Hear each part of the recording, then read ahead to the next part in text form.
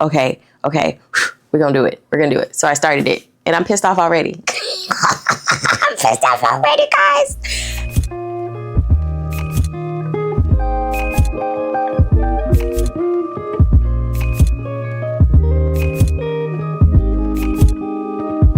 What up, Search fam? Sade here. Welcome back to the channel.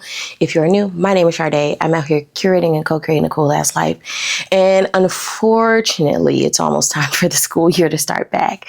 Whether this is your first time running across my internet, or you keep coming back to my channel but you haven't joined my internet family, why don't you just go on and hit the subscribe button and turn on the notification bell so you're made aware every time I post, which is usually on the weekends. So today I thought I'd do something a little bit different with sort of my book roundup.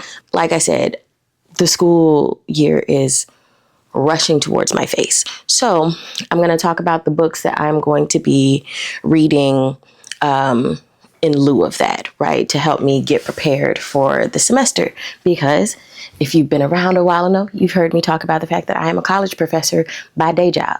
So I'm going to tell you what I'm reading. Some of the things that are on my list are books that I'm reading for enjoyment, but most of them are books that I'm using in my classes. I will also say that because I am an academic, I am not reading many of these books from cover to cover. I'm reading them for specific things, whether they are to assign to my students during the course of the semester or they are for my research. But either way, I'm gonna tell y'all about it because we fam. And in the club, we all fit. I have a large stack here, and some of them are not. Oh, no, wait. JK, LOL. They are all here. So here we go. First, I have an event coming up in September where I will be speaking about my mentor for my PhD program, their first book, because it is coming up on a really large anniversary. So I'm reading it, and that is Why Lord? Suffering and Evil in Black Theology.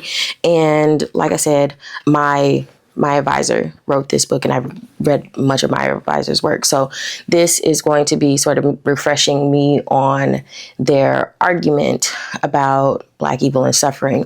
And like Dr. Pinn is a theologian. I am not a theologian, but I am a scholar of religion. So I'll be looking at this in a different way as now being in the field as opposed to being a graduate student. I definitely have a different disposition, different reading, different level of knowledge, and, you know, all the things. So it'll be interesting for me to read this work at where I am in my life right now and to sort of reflect on it and its importance to my field, right? So that is going to be good. Y'all heard me talk about this before, so I'm not going to belabor the point on this or many of the books. But Black Religion in the Madhouse by Judith Weisenfield.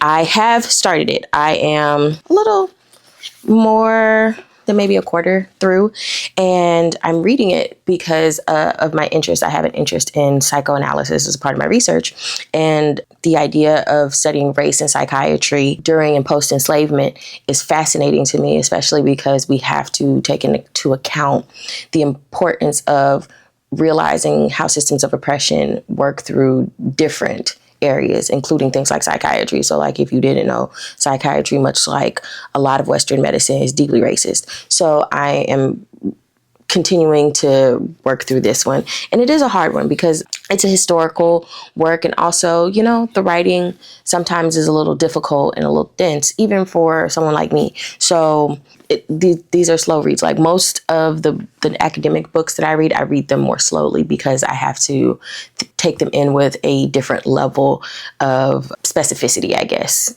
is the word I'm going to use right now. I'm also rereading Toni Morrison's Paradise, which I am very excited to do because I have not read Paradise since I was writing my dissertation.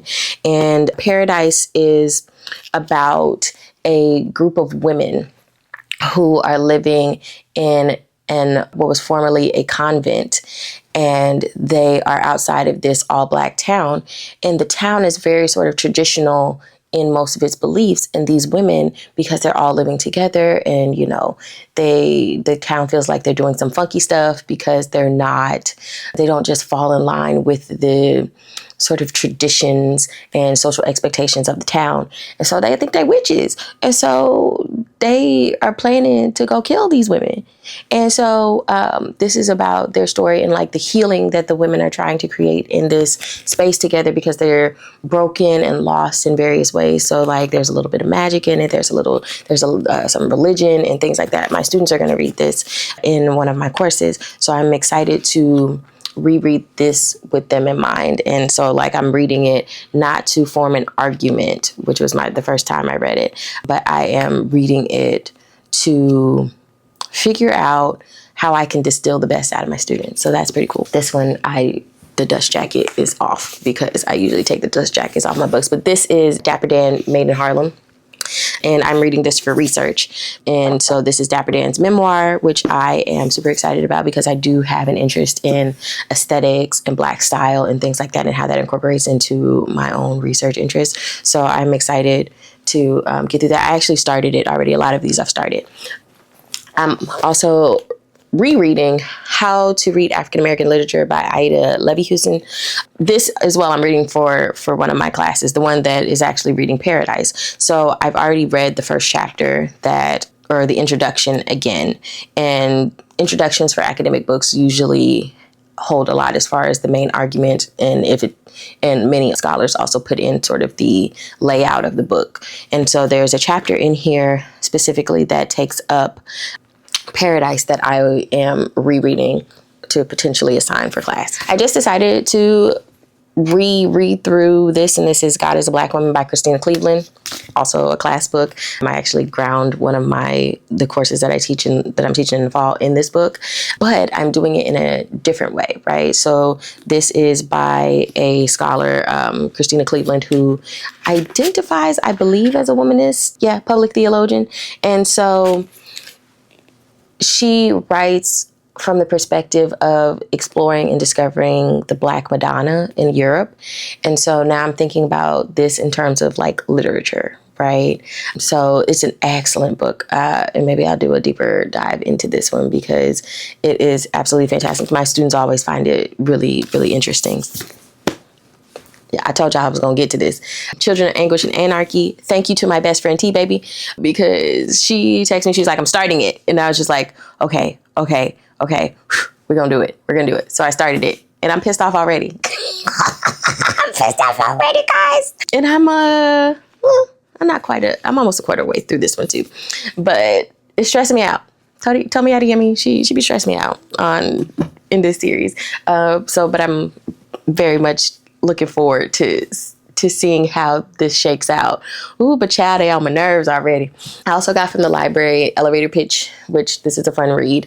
I started it again. I've started most of these, and it's moving a little slowly for me. It's about a woman who's like an anxious homebody, and she challenges herself to go be outside more. And she comes up with a list with the help of her neighbor who finds her attractive. They actually find each other attractive. And her neighbor is actually an app developer for like a dating app. And so this is them doing the whole romantic comedy thing. So, hopefully, like right now it's moving kind of slowly. So hopefully it gets better because the premise is really good. I also, and this is probably going to be during my sort of personal devotional time, I'm going to pick up Emergent Strategy by Adrienne. This talks about community building and human relationships from the perspective of Octavia Butler's writings. And I've read parts of it before, so I'm picking this up because look at where we are. And I really am trying to think through like what community building looks like for me, especially because y'all know, if you've been around a while, you know that I have not been in Michigan very long. And so I'm really thinking through and sort of struggling with building community and finding my footing to create a life here. But, we press on and we read books to help us get creative. I'm rereading The Color Purple by Alice Walker. It's a classic. It's so good. I am, again, thinking about assigning parts of this to my students. And so I am rereading it, and I haven't read The Color Purple, the book, in a long time.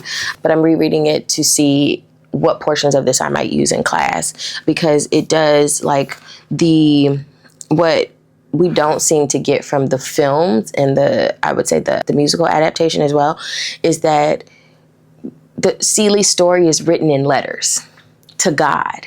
And so, yeah, so Alice Walker is dealing with religion in particular ways. And so I'm trying to zhuzh that out a little bit, like where I can put that into the course that I'm creating. I think I told y'all I was going to reread this one, but this is called Black Womanist Ethics by Dr. Katie Cannon, who is one of my late mentors. And actually, this is a second copy that I accidentally bought because I couldn't find my first copy, but you know, neither here nor there, here we are.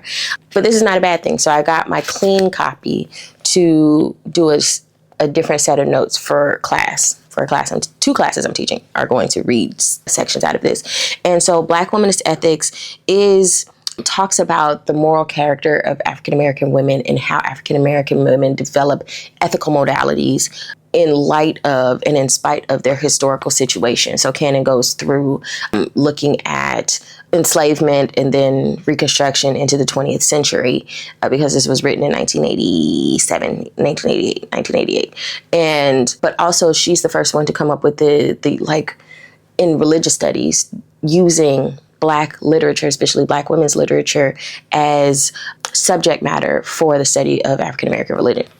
So this is a staple for me in my sort of academic life. Rereading my mentor's work is always really important to me. And so, you know, I'm looking forward to it because, again, I love seeing how I've developed over the course of reading a book, which is why I keep my books and I write in them to see, because it is a history. It's my own intellectual history. I'm also reading, I'm going to do these two together, two books for my research. One is Belonging, A Culture of Place by Bell Hooks. And I haven't read this one. I got it because I thought it would be helpful for the ways in which that I talk about space and spatial productions and the meaning of spatial productions and like function, all of those things. So Bell Hooks, you know, Bell Hooks is a giant, like an actual titan in terms of like a lot of intellectual thinking at the intersection of actual Black lived experiences. So excited to get into that one. And then Black in Place by Brandy Thompson Summers, which is about spatial aesthetics of race in Washington, D.C. And this one, have I read this one? Yep, I have read parts of this one. But obviously, I read parts of this one when I was dissertating. And so it's time to pick it back up because now sis is writing a book. So those are for my research, and I'm looking forward to bringing those into sort of my own theoretical ponderings around race. And that was a lot of books, but I got through them quickly. So that's it. These are the things that I'm working through this month. I know it seems like a lot, and y'all know that I just tend to read a lot anyway. And sort of this is what I mean when I say that my story graph doesn't always tell the full scope of my reading, because as an academic, I don't read every book that I pick up from cover to cover.